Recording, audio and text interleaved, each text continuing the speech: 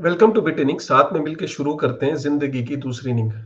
I am sure कि आपको ये जो अपडेट्स हैं ये पसंद आ रहे हैं। ऑब्जेक्टिव ये है कि डेली बेसिस पे 2 3 या 4 न्यूज, इससे ज्यादा नहीं, मतलब वीडियो को शॉर्ट रखना 10 से 15 मिनट के अंदर। जो इंपॉर्टेंट 3 से 4 न्यूज है पूरे दिन की, उनकी एनालिसिस करके आपको बताना। इसीलिए ये वीडियो आपको डेली बेसिस पे मिलेंगे। अगर आपको ये पसंद आ रहा है ना, तो प्लीज जम के लाइक करिए और कमेंट जरूर करिएगा। तो आज भी कुछ ऐसे ही लेटेस्ट अपडेट्स लेके आ रहा हूँ। सो आपने थंबनेल को पढ़ा होगा कि रशिया जो है वो प्लान ये कर रहा है कि अगर इतने सारे सैंक्शंस लगेंगे, अगर वो अपने ही पैसे को दुनिया भर में एक्सेस नहीं कर पाएगा, अगर उसके सारे एसेट्स जो है वो सीज कर दिए जाएंगे, तो उसके पास कोई ऑप्शन नहीं बचेगा सिवाय इसके कि जो उसके सिटीजन्स का पैसा जो बैंक्स में पड़ा है, उसको उसे सीज करना पड़ेगा। क्योंकि वो एक वॉर के अंदर है, उसे पैसे की जरूरत है। पूरी दुनिया ने उस पर सैंक्शंस लगा दिए हैं। पूरी दुनिया ने उसे स्विफ्ट से बाहर निकाल दिया है। पूरी दुनिया में उसके जो एसेट्स बाहर पड़े उन्हें वो एक्सेस नहीं कर सकता। तो उसके पास कोई और चारा नहीं बचेगा। उसे पैसे की जरूरत होगी। तो जो सिटीजन्स हैं, उनका जो पैसा बैंक अकाउंट्स में पड़ा है, वो सारा का सारा पैसा उसे सीज करना पड़ेगा। कहाँ पे ये बात हुई, किसने ये बात कही, क्या इसका मतलब है, रशिया क्यों ऐसा करना चाह रहा है? वीडियो को एंड तक जरूर देखेगा। मैं शेयर करता हूँ स्क्रीन को जैसे कि हर बार की तरह, और उसके बाद हम एक एक करके चीजों को एनालाइज करते हैं कि आखिर हो क्या रहा है।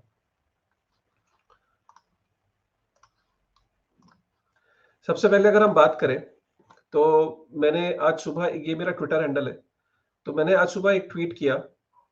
इस ट्वीट को देखिए और इस ट्वीट को देखने के बाद आपको एग्जैक्टली सिनारियो समझ में आएगा। आप इस ट्वीट को देखो। बेसिकली क्या है कि जो कोई भी कंट्री होती है, उसका एक फॉरेक्स रिजर्व होता है। उस फॉरेक्स रिजर्व में फॉरेन करेंसीज होती हैं, जैसे डॉलर हो गया, रशिया की करेंसी हो गई, जापानीज हो गया, ऑस्ट्रेलियन हो गया, कनाडा हो गया। ये सारी करेंसीज का एक बास्केट होता है, बट ऑब्वियसली इसमें जो लीड करेंसी होती है वो डॉलर होती है। और उसके अलावा साथ में गोल्ड भी होता है। तो फॉरेक्स रिजर्व जो होते हैं किसी भी कंट्री को मजबूत बनाते हैं, क्योंकि ये एक तरीके के हेज होते हैं रिस्क्स के अगेंस्ट। जो जो मार्केट के अंदर अनसर्टनिटी है, रिस्क्स हैं, उनसे हेज करने के लिए फॉरेक्स रिजर्व्स को ये मेंटेन करके चलती है सरकारें, जिसमें गोल्ड का एक बहुत बड़ा पोर्शन होता है। उसके अलावा जो फॉरेक्स रिजर्व्स होते हैं उनका एक पोर्शन होता है। और ये हर कंट्री अपने फॉरेक्स रिजर्व को मजबूत करना चाहती है। फॉरेन करेंसीज को इसलिए रखती है क्योंकि जो इंटरनेशनल ट्रेड है वो डॉलर्स में होता है, या चाइनीज या युआन के अंदर हो रहा है, या जापानीज की करेंसी में होता है। बट मेजोरिटी जो जितना भी जो ट्रेड होता है वो डॉलर्स के अंदर होता है। तो इसीलिए फॉरेक्स रिजर्व्स को मेंटेन किया जाता है। कहा यह जाता है जिस कंट्री का फॉरेक्स रिजर्व स्ट्रांग है, वो कंट्री बाय वर्च्यू स्ट्रांग हो जाती है, और दुनिया भर की जितनी रेटिंग एजेंसीज है उस कंट्री को स्ट्रांग मानती है। ठीक है। अब अगर आप यहाँ पे देखो, इस चार्ट के थ्रू मैं आपको ये बताने की कोशिश कर रहा हूँ कि कहने को रशिया के पास फॉरेक्स रिजर्व्स अच्छे हैं, लेकिन उसके खुद के कंट्रोल में फॉरेक्स रिजर्व्स है ही नहीं। आप इसको ही देखो कि उसके जो टोटल, उसका सपोज 100 रुपए का अगर फॉरेक्स रिजर्व है, गोल्ड को और फॉरेक्स रिजर्व्स को मिला लो, तो उसके जो कंट्रोल में है, जो उसके पास पड़ा है, वो सिर्फ 21% है। सिर्फ 21% उसके पास है। बाकी दुनिया के अलग अलग देशों में पड़ा था। अब पड़ा था का मतलब ये है कि चाहे वो गोल्ड है, वो कहीं किसी बैंक में रखा है, किसी इंटरनेशनल बैंक में कहीं रखा है, कहीं इंग्लैंड में रखा है, कहीं जर्मनी में रखा है, कुछ यूएस के पास रखा है।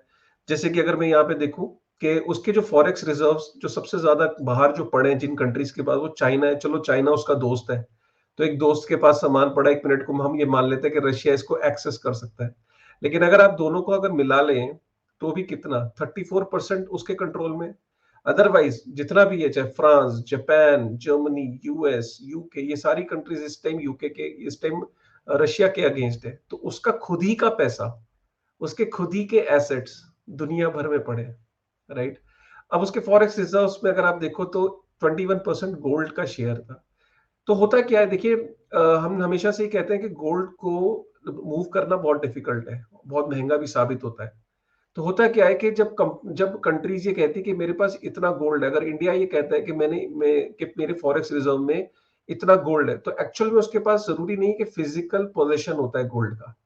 जो गोल्ड होता है वो जनरली दुनिया में सबसे ज्यादा गोल्ड यूएस और यूके यूके के बैंक के पास पड़ा है। यूएस के सेंट्रल बैंक में, ट्रेजरीज में, लॉकर्स में, स्टोरेज में, अंडरग्राउंड कहीं पे फिजिकल गोल्ड स्टोर्ड है। तो एक्चुअली में जब कोई कंट्री ये कहती है कि मेरे पास इतना गोल्ड है, तो उसके पास पेपर फॉर्म में गोल्ड होता है, उसका क्लेम होता है गोल्ड पे।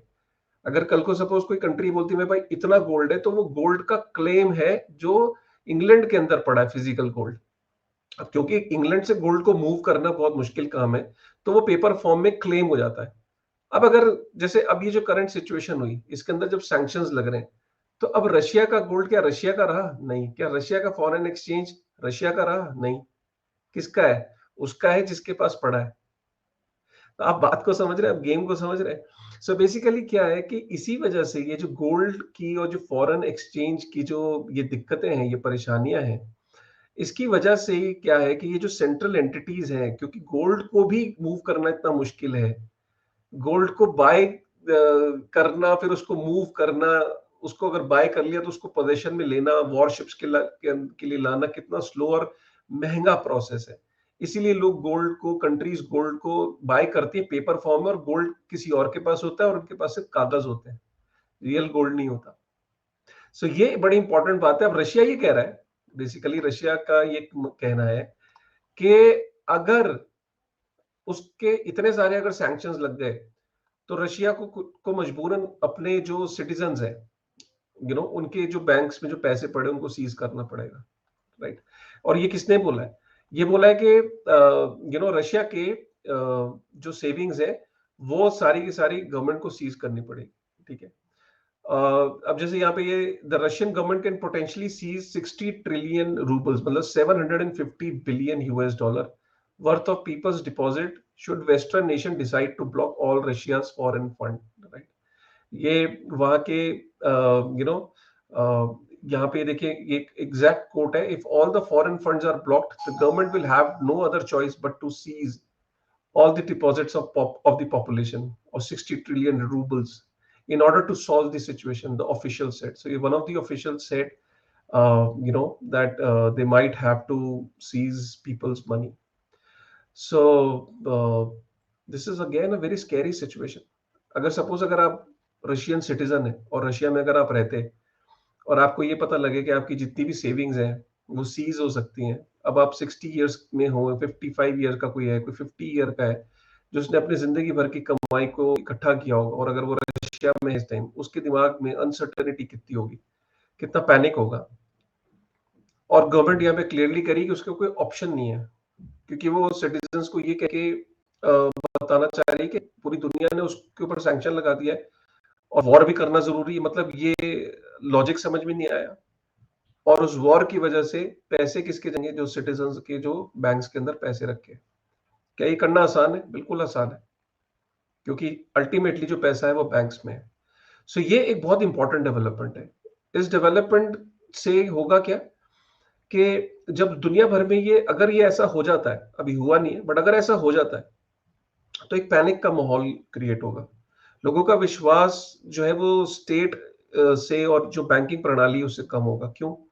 क्योंकि लोगों को लगेगा कि जब ऐसे कोई अनसर्टेन टाइम्स में अगर ऐसे सैंक्शंस लगे फ्यूचर में, और जब भी ऐसी क्राइसिस वाली कभी सिचुएशन बनना शुरू हुआ करेगी किसी दो देशों के बीच में, तो लोग सबसे पहले बैंक्स में से पैसा निकालेंगे और बैंक्स के अंदर उतना ही पैसा रखेंगे जितना जरूरी है। तो ये बहुत ही गलत एक एग्जाम्पल खड़ा होगा, और ये एक तरीके का लोगों को ऑल्टरनेटिव्स ढूंढने की भी के लिए भी इनवाइट कर रहा है कि वो लोग ऑल्टरनेटिव्स ढूंढेंगे। और इसीलिए जो बिटकॉइन है, जो डिसेंट्रलाइज्ड टेक्नोलॉजीज हैं, जिनको कोई एक सिंगल एंटिटी गवर्न नहीं करती, बिटकॉइन के नेटवर्क को कोई बंद नहीं कर सकता, आपका बिटकॉइन कोई आपसे ले नहीं सकता, अगर तो अगर वो आपके एक्सचेंज में ना हो, कि आपके अगर वॉलेट में है, आपके नॉन कस्टोडियल अगर वॉलेट्स में है, तो इस वजह से ये एक तरीके का अवेयरनेस का काम कर रहा है। तो यहाँ पे ये बड़ी इंपॉर्टेंट डेवलपमेंट ये हो रही कि ये अगर ऐसी सिचुएशन पैदा होती है, तो this is not a good sign at all. And by the way, this is happening in Russia. ये कोई छोटी मोटी कंट्री की हम बात नहीं कर रहे हैं। तो सैंक्शंस की वजह से पूरी दुनिया ने जो सैंक्शंस लगाए, तो रशिया को मजबूरी में कदम उठाना पड़ेगा। आपका क्या इस पे टेक है, प्लीज कमेंट करके बताइए। मतलब आपका क्या थॉट प्रोसेस चल रहा है, आपको ये न्यूज, ये वाला अपडेट देख के कैसा लगा, कमेंट जरूर करिएगा। रशिया क्या, यूक्रेन क्या कर रहा है, यूक्रेन ने अब डोज कॉइन के अंदर भी डोनेशन लेना शुरू कर दिया। सो बेसिकली पहले यूक्रेन ने बोला कि उनको पहले बिटकॉइन और इथेरियम में उन्होंने डोनेशन ली। टोटल डोनेशन जो है ना, पता है कितनी हो गई, 35 मिलियन US डॉलर की डोनेशन हो चुकी है। और पहले उन्होंने बिटकॉइन और इथेरियम से लिया, जिसमें करीब 20 मिलियन US डॉलर था। ऑफ क्रिप्टो करेंसीज जो इकट्ठी हो गई। पता है वो क्या कर रहे हैं, और ऊपर से क्या कर रही है यूक्रेन, यूक्रेन कह रही है कि जो भी हमें डोनेट कर रहा है, राइट, तो जिस वॉलेट से भी डोनेशन आ रही हैं, उन वॉलेट्स के स्क्रीनशॉट लिए जाएंगे और उनको कुछ एयर ड्रॉप मिलेगा। मतलब ये एक तरीके से, जैसे हमने ये सुना था कि जो क्रिप्टो के प्रोजेक्ट्स होते हैं ना, अपने जो अर्ली अडॉप्टर्स होते हैं उनको एयर ड्रॉप देते हैं इन टर्म्स ऑफ NFT या गवर्नेंस टोकन के फॉर्म में, कुछ आपको एयर ड्रॉप मिलता था ना। जैसे आप यूनिस्वैप को आप यूज करते थे तो आपको फ्री में यूनी टोकन्स मिले थे। आपने 1 इंच को यूज किया था, आपको फ्री में टोकन्स मिले थे। तो वैसे ही आपने, क्योंकि यूक्रेन की गवर्नमेंट को सपोर्ट किया, तो आपको एयर ड्रॉप मिल रहा है। तो इसलिए भी और ज्यादा लोग वहां पे डोनेट कर रहे हैं कि पता नहीं वो एयर ड्रॉप कुछ बहुत ही स्पेशल होगा, क्योंकि यूक्रेन की गवर्नमेंट को अगर आप सपोर्ट कर रहे हो, तो कल को हो सकता है कोई बहुत ही जबरदस्त कोई एयर ड्रॉप हो। तो ये भी एक इंसेंटिव की तरह, मतलब आप उसको एक एज अ स्टार्टअप की तरह वो ट्रीट कर रहे हैं, मतलब एज अ प्रोजेक्ट की तरह वो यूक्रेन गवर्नमेंट इस डोनेशन को मैनेज कर रही है। सो ये बड़ा इंपॉर्टेंट है। अनीमो का ब्रांड आपने सुना, सैंडबॉक्स का नाम सुना है ना आपने? सैंडबॉक्स इतना पॉपुलर मेटावर्स है, माना है सैंडबॉक्स है। तो सैंडबॉक्स के अंदर जो सबसे बड़ा जो इन्वेस्टर है, जो सैंडबॉक्स को की जो गवर्निंग एंटिटी है, मतलब जो गवर्न करता है उसका डिसीजंस में भी, govern, they they get involve. एनीमो का ब्रांड एक बहुत बड़ा बड़ा ब्रांड है। बहुत सारे स्टार्टअप्स में वो इन्वेस्ट भी करता है। क्रिप्टो ब्लॉकचेन स्पेस में ऑलमोस्ट जितने मेजर प्रोजेक्ट्स हैं उसमें इन्वेस्टेड है। एनिमो का ब्रांड्स को, क्योंकि हांगकांग में बेस्ड है, वहां पे चिट्ठी आ गई है कि आप जो जितने भी जो यूजर्स हैं, राइट, अब जो एनिमो का के जो मेटावर्सेस है, जैसे सैंडबॉक्स है या और भी जो उनकी प्रोजेक्ट्स हैं ब्लॉकचेन स्पेस में, वहां रशियन यूजर्स को वो सर्विस नहीं देंगे। तो इससे पता क्या लगता है कि जो भी चीज जो सेंट्रलाइज्ड है थोड़ी सी भी इन नेचर, जिसके अंदर चेंजेस किए जा सकते हैं, वहां चेंजेस हो सकते हैं। अगर किए जा सकते हैं, इतना सा भी चांस है, तो वो हो सकते हैं। यही कारण है कि आप देखिए कि सैंडबॉक्स, जिसको एनिमो का ब्रांड करता है, तो उसको ये बोला गया कि आप रशियन यूजर्स को नहीं सर्विस देंगे। इनफैक्ट नीचे हमने ये भी देखा था कि पीछे Binance, Kraken, KuCoin, Coinbase, इन सबको चिट्ठियां गई थी। यूक्रेन की जो गवर्नमेंट है उसने इन सारी एक्सचेंजेस को ये चिट्ठी गई थी, ये डायरेक्शन देने की कोशिश करी थी कि आप रशियन यूजर्स के अकाउंट्स को फ्रीज करो, जो कि सबने आउटरेटली डिनाई करा है। सारी एक्सचेंजेस ने डिनाई कर दिया, but something that where changes can be bought, that means that entity or that project is centralized, right? So ये एक तरीके का, आप ये आज ये सारी जितने भी ये जो डेवलपमेंट्स हुई है ना इस वॉर में, वॉर की वजह से, वॉर पहली प्लेस में होनी नहीं चाहिए, लेकिन क्योंकि वॉर हो रही है तो उसमें काफी सारे जो इस एरा के जो नई चीजें भी हो रही है, तो उन नई चीजों के अंदर कई चीजें निकल के आ रही हैं। जैसे कि मैंने जो सबसे पहला आर्टिकल था, और अब ये आर्टिकल है कि कल को यूजर्स को रिस्ट्रिक्ट भी किया जा सकता है कि भैया इस वाली एक्सचेंज में नहीं रहेंगे, इधर इस वाले को बैन कर दो, इस वाले को खोल दो, इस वाले को शुरू कर दो, इस वाले को रोक दो, इस वाले के फ्रीज कर दो। So what kind of world we are seeing, right? So if something that can be controlled or freezed is centralized, let's be honest about it. उसके बाद हमने ये देखा कि स्विफ्ट से बैन करा, राइट? तो क्या ऑप्शन है? आपने नाम नहीं सुना होगा। किप्स भी एक ऑप्शन है। किप्स जो है वो चाइना का है। तो जैसे स्विफ्ट है, वो उसको ऑलमोस्ट 10 देश गवर्न करते हैं मिलके। दुनिया के सबसे पावरफुल देश बाय द वे, और उसमें यूएस सबसे बड़ा लीडर है, और बेल्जियम में इसका स्विफ्ट का मेन जो है इसका हेडक्वार्टर्स है। अब स्विफ्ट के कंपैरिजन में लोग कह रहे हैं कि किप्स जो है वो अब बड़ा हो जाएगा, बट किप्स बहुत छोटा है। मतलब जो चाइना का जो किप्स है, वो इतना छोटा है कि अगर if I have to just compare this thing, जैसे कि स्विफ्ट के ऊपर जो है करीब 50 मिलियन मैसेजेस जाते हैं और इन 50 मिलियन मैसेजेस से हर दिन 5 ट्रिलियन यूएस डॉलर जो है पैसा ट्रांसफर किया जाता है। वही अगर हम किप्स की बात करें, 50 मिलियन कहाँ स्विफ्ट और किप्स सिर्फ 15,000। स्विफ्ट के मैसेजेस जो होते हैं उसमें 5 ट्रिलियन यूएस डॉलर जाता है और किप्स के through average per day 61 billion US dollar transfer होते हैं। और जो इंपॉर्टेंट बात है कि किप्स के सिर्फ 1200 के करीब मेंबर्स हैं इनडायरेक्ट, और स्विफ्ट के करीब 11,000 मेंबर हैं। So you can well imagine the kind of network effect Swift has and the kind of dominance Swift has. In fact जो दुनिया का 40% जो ट्रेड है, इंटरनेशनल क्लेम्स है, वो डॉलर में सेटल होते हैं। और आप इमेजिन करिए कि 40% सेटलमेंट जो इंटरनेशनल क्लेम्स जो सेटल होते हैं वो डॉलर्स में होते हैं, और स्विफ्ट का उसमें सबसे बड़ा शेयर है।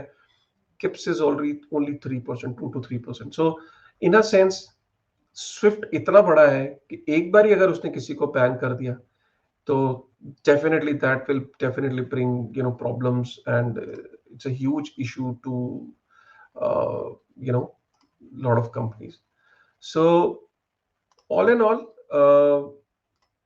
this is, यहाँ पे मैं यही बताना चाहता हूँ कि आपको ये न्यूज़ कैसी लगी, मतलब क्योंकि आपको यहाँ से एक आई ओपनर भी है, एक चीजें आपको समझ में आई होंगी कि आर्टिकल आपने पढ़ के, आपको सुन के आपको एक थोड़ा अजीब भी लग रहा होगा, थॉट प्रोवोकिंग भी होगा। अगर कुछ थॉट चल रहे हो दिमाग में तो प्लीज कमेंट करिएगा, ऐसे अपडेट कैसे लग रहे हैं आपको।